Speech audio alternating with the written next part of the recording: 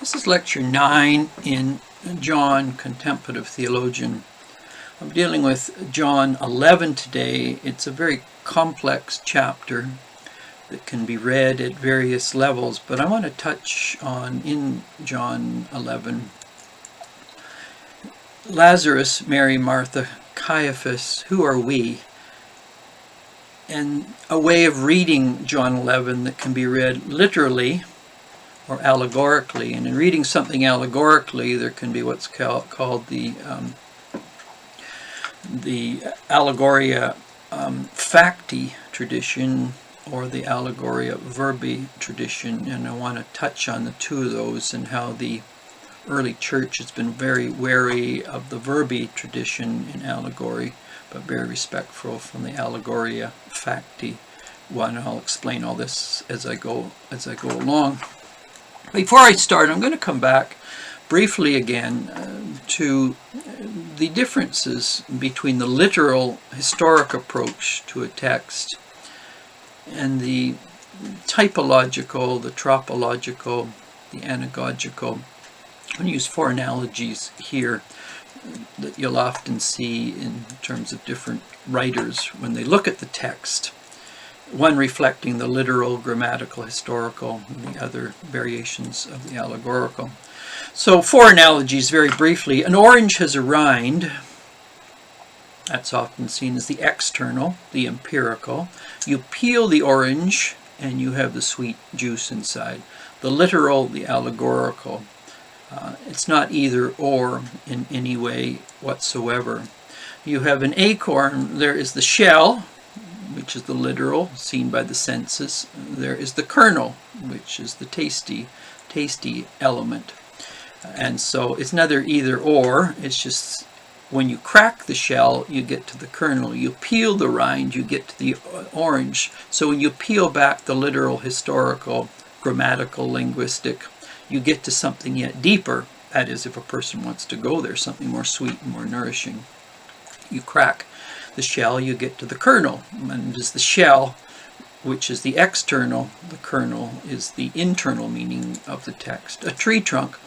The trunk is the bark. The trunk protects the pith, the pitch, the sap. And so when you see a tree, you see the trunk, which is weathered time and history. But there's more to the tree than the trunk. And so, and this goes back to the literal, grammatical, historical. And but the life of the tree is in the sap, just as the juice of the orange or the kernel. And so the text is always interested in the external. And if people, exert immense amount of time battling over that, they miss the sweet juice, the kernel, the sap, which is the life of the life of everything. Another would be, for example, the banks of the Fraser River. The banks are very stately and they give direction to the water, but if you only have the banks but not the water, you have an archaeological site. So the water of life is what is essential to the Fraser River. Without the banks that hold things together, that's often seen as the historic. So four analogies anyway, in which it's never either or in approaching a text like this. I want to just give one more analogy, for example, in how this plays itself out, the literal, allegorical, in a well-known story, the Good Samaritan. The literal element of the Good Samaritan is such that you have this pilgrim traveling on his way to Jericho. He is confronted by thieves. They steal his goods and leave him for dead. And a Samaritan, who's seen often as the enemy of the Jews, comes along, bandages him up, takes him to an inn, and tells the innkeeper to provide for his health and healing, and the Samaritan will take care of the cost. Of course, in the telling of the story to literal, grammatical, Jesus is subverting, for many Jews, the notion that they are the chosen and the Samaritans are somehow subordinate. Jesus is saying essentially it's not whether you're Samaritan or Jewish, whether you're Greek or Gentile, whether you're Roman or Celt, it's who is the person who is there for those in need. And in this case, the Samaritan is held high, just like when Jesus meets the woman from Samaria. So that's a way of reading the story at a literal a literal level. Now, if I move on to the allegorical method of reading it, which was standard reading in the church as well as the literal, you have a pilgrim going to Jericho, and as soon as you hear Jericho, you think of Jericho in the Hebrew canon. It's a place which was seen as a threat, in this case to the Jews.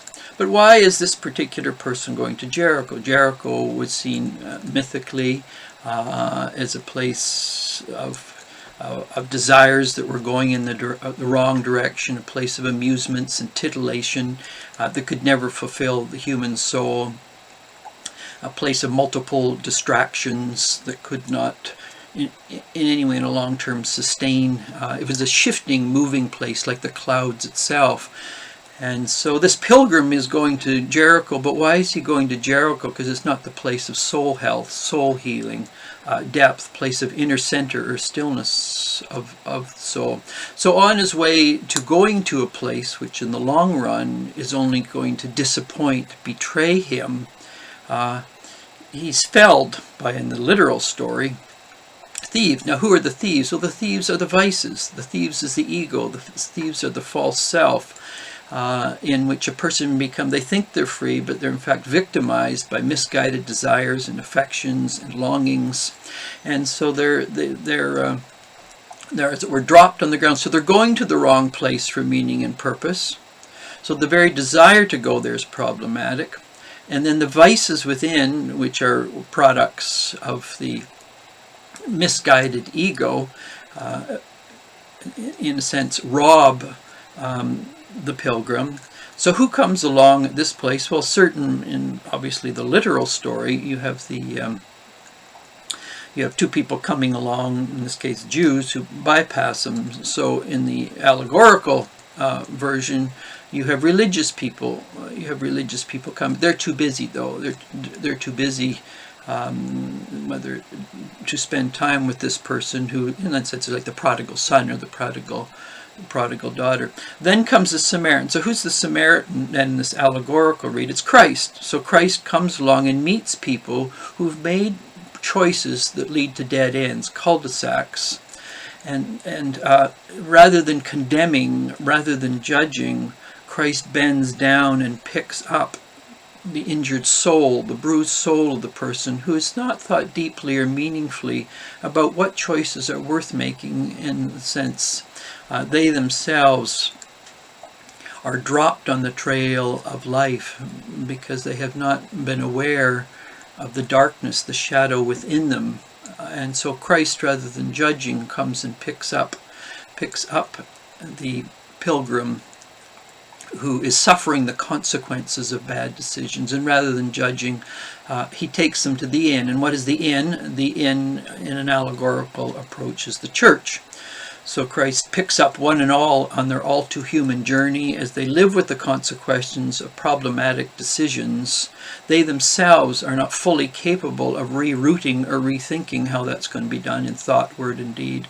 Christ comes, puts his arms around them, and also takes them to the inn, which is the church, and the church is meant in principle to be the point of healing. So there's an allegorical read of the Good Samaritan versus a literal historical. Is one read right or better than another? No, they're complementary. They're dancing partners. And so when we get to the book of John 11 then, I perhaps lingered a little too long on these, but important to understand, the church has interpreted these texts in always more than just a literal historic way. So obviously the literal read of John 11 is Jesus is with the disciples. He hears that Lazarus, a very dear friend of his from Bethany, is ill, and he at that point is preoccupied a few days from where Bethany is.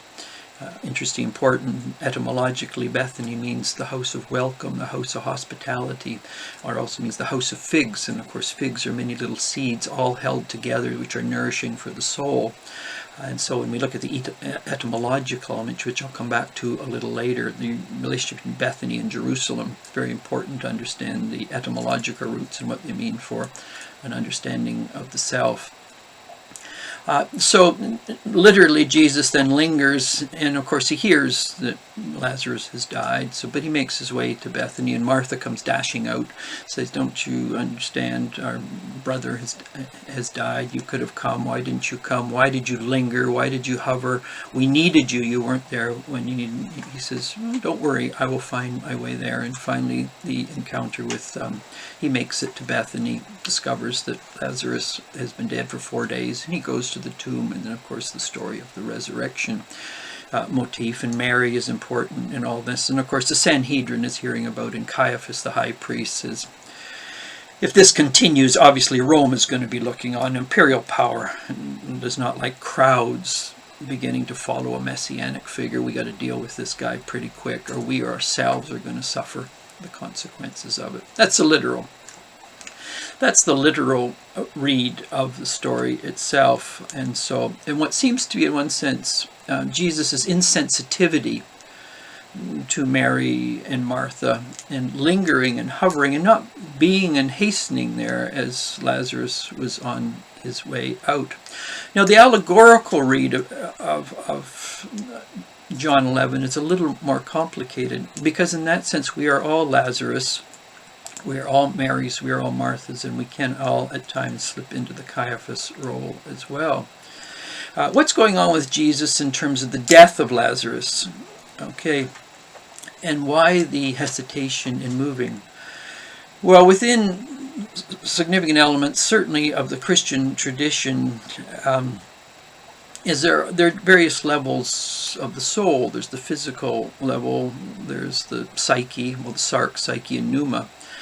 And if people are going to be free, they have to move beyond just various addictions in their soul and their particular identity tied in with attachments, usually very unhealthy attachments. At a physical level, obviously people can be ultimately, or not ultimately, they can be addicted to either too much food or too little food. They can live in a fantasy world of sexuality, and they identify themselves in this world. And so at the soul level, the question is, who is the I? Am I just the product of physical appetites, sexual, food, or a variety of other things? At the level of soul, each person has to ask themselves, what are my addictions? What are my unhealthy attachments? Where am I too aggressive as a person? Where am I too passive as a person? Where am I so intellectual I don't hear feelings? Where am I so feeling driven I don't understand what it means to think in a meaningful way? And so at the level of soul, humans can be pulled in a variety of directions. And if they don't know themselves, or if they don't know what to die to properly, then in the name of freedom they're imprisoned or caged, or Shakespeare would say cabin cribbed and confined in that sense. At the level of spirit, people can claim to be interested in spirituality, in God, in the ultimate, but the deeper reasons can become very egocentric, very narcissistic, and they'll attempt to use religion as a source of their own, usually insecurities, or attempts to find positions of power. A beautiful quote in T.S. Eliot's Murder in the Cathedral, where Beckett says, "Often those who claim to serve the ultimate make the ultimate serve them." And so Lazarus then is a story above all else of what are those elements within us that have to die. What are those elements within? And why does Jesus hesitate in coming? Well, he's not going to come until humans are willing to say on their journey, this part of me has to die. And underneath it, of course, is the narcissistic, egocentric self, of which these other elements are but hydra heads in many ways. And so the hesitation and the death of Lazarus, and then his four days in the grave, is Jesus is waiting for Lazarus, or all of us in that sense, to get to the point where that part of us dies. And only in Spanish tradition, of course, it's called nada, the nothingness, and out of that comes todo, the resurrection, the fullness. But there's also the Martha, who's very frantic. She's very concerned. She's watching her brother being pulled to and fro, and he's not the person he once was. He's obviously in the midst of a crisis. between slowly dying to what she thought he was and not sure where that's going to lead. She has no idea what he is about to become. She knows the person she thought she knew is slowly disappearing like a cloud, but what he has become, she knows. Jesus says, yes, I will bring him back to life. She says, yeah, at the end of time. Mary is the one who knows how to listen. She's not as frantically driven by Martha, because often people in the midst of conflicts or misunderstanding, or their life seems to be slipping into chaos, they become very frantic, like a little bird flapping its wings, going in all directions, trying to solve the problem. Of course, that it's Lazarus who himself has to let go of the dragon within, let go of the darkness within.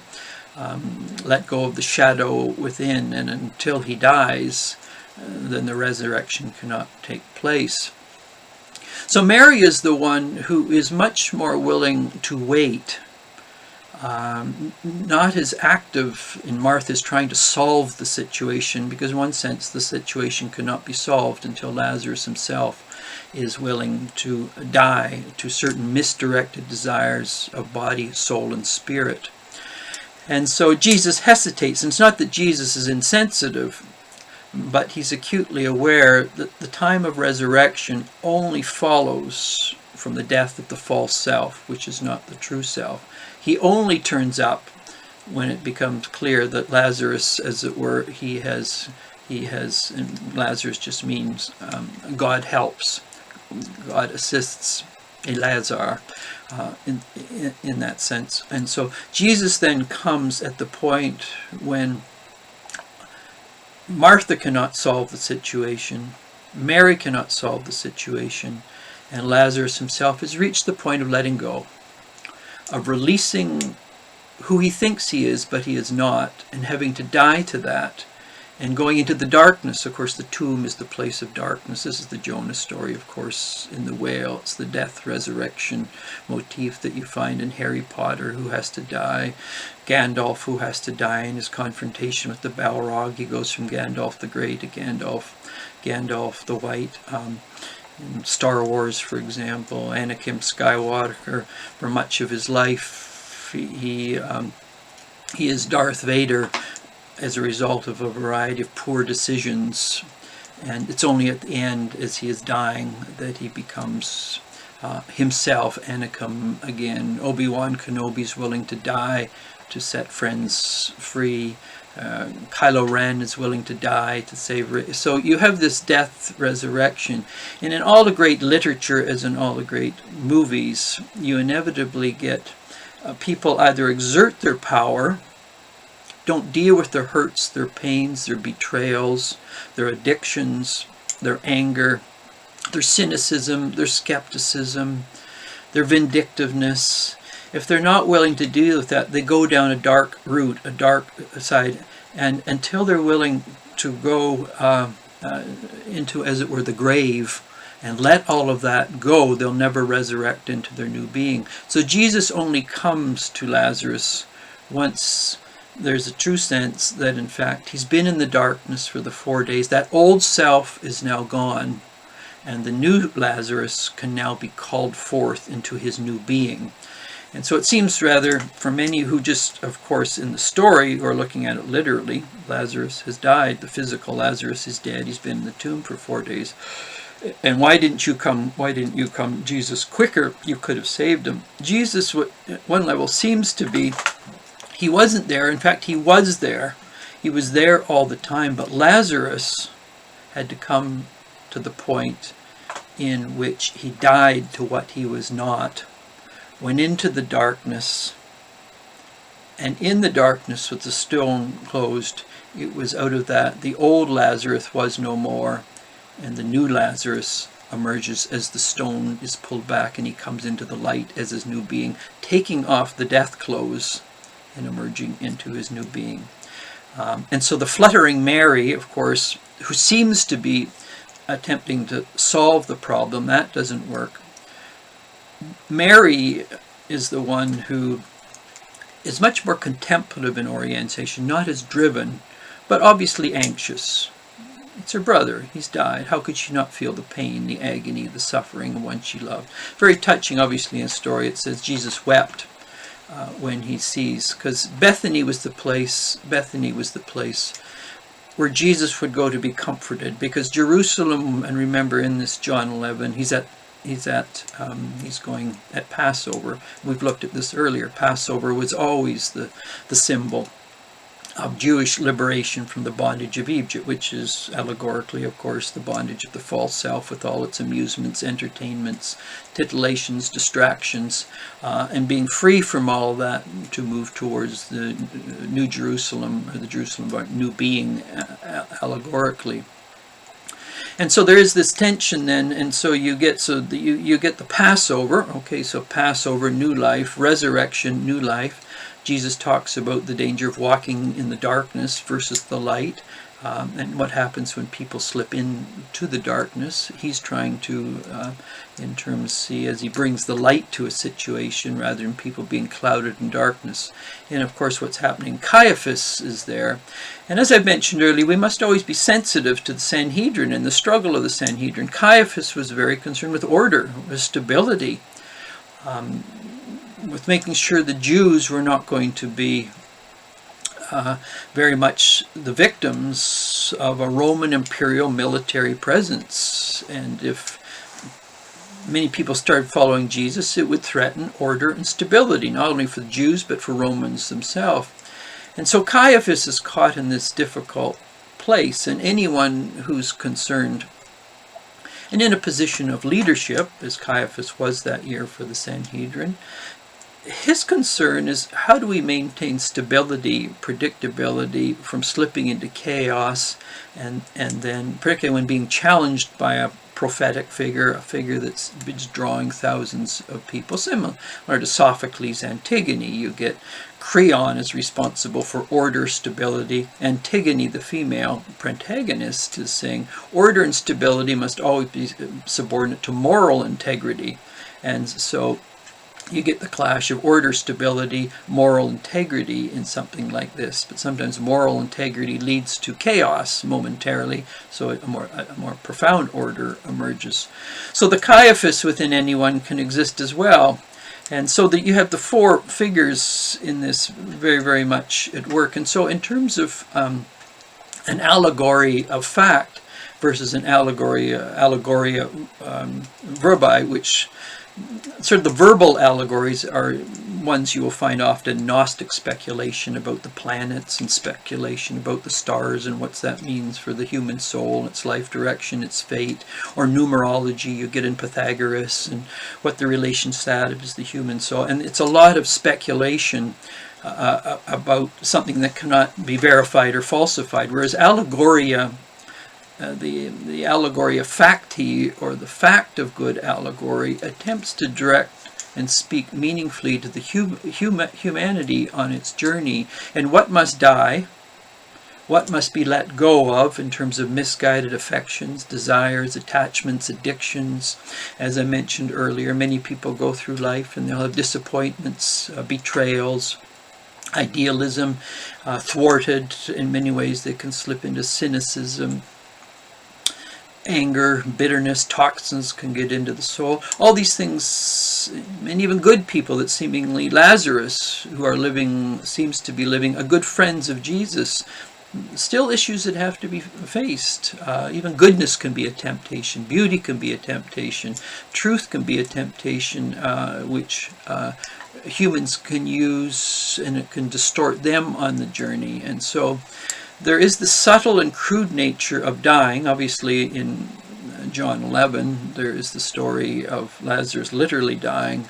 But at an allegorical level, and for formation of the human soul, important in terms of that allegoria facti, is that each person empirically can look at those elements in themselves and say, who am I, or what are those aspects of me that I have to let go of, that I'm clinging too tightly to, that I'm addicted to certain forms of behavior, which I seem to be free and acting impulsively or impetuously, but in fact I'm increasingly in an ever smaller cage, and then often identity gets hooked into that. So these are facts that anyone who's minimally introspective and sensitive to their own condition and their own journey can say, I can see the Lazarus story, where I'm Lazarus, where I'm Mary, where I'm Martha. And if a person's engaged in some sense in a mature way, publicly or socially, in leadership, they can see at times when they perhaps are a Caiaphas, and where they marginalize certain people